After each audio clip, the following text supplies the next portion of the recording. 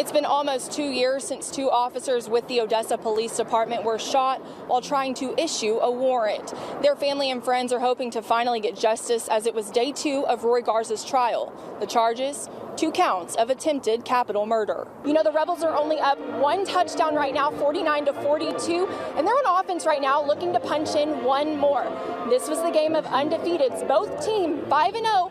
Looking to remain undefeated, but there's a lot of football to be played this season. Yeah, you can call it a crosstown rivalry or you can call it a crosstown showdown, but what it was a dominant Permian Panther football team. But if convicted, Roy Garza faces up to 25 years to life in prison, but today no verdict was made and court will resume tomorrow at 9 a.m.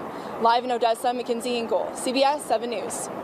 Not quite the game that Midland High was expecting as they fell to the Keller Indians 36-26. Now, this was the game that they were expected to win. They were the favorites in this game. I spoke with head coach Blake Felt, who commended both sides of the ball, saying that this was the best he's seen this team played yet. But he said next week's going to be a tough one, a game of undefeateds.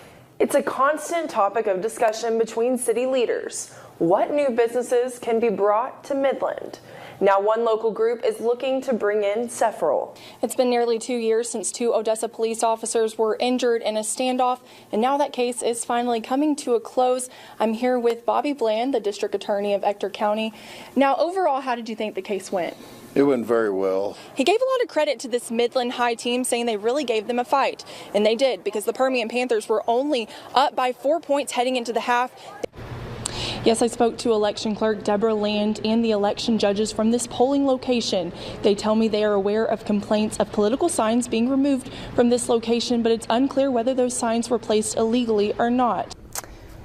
It's no surprise that members of the district were disappointed this morning as their big $291 million bond failed to pass yesterday. But after speaking with both the superintendent and a concerned parent, they both have the same thought in mind. Things need to change.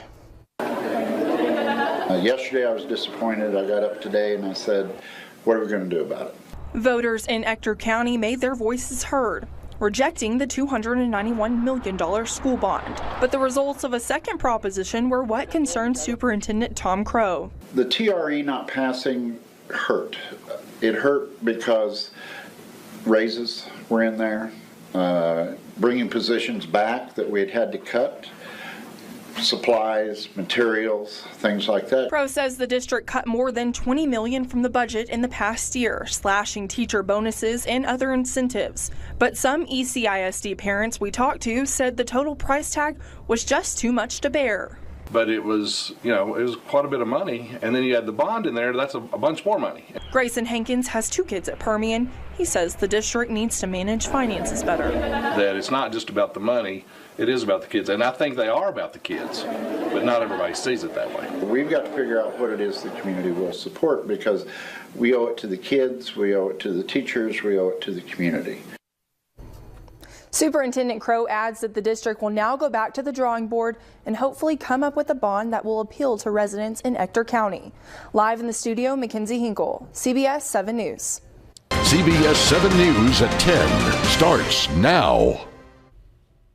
It was another hot day in the basin, but thankfully we didn't hit those triple digits. Good evening and thanks for spending your Saturday evening with us. I'm Makensie Hinkle. Just like that, summer is about to be over. While this has some kids mourning the loss of no homework and playing outside, it has others excited about the great opportunities they may have coming up in the school year.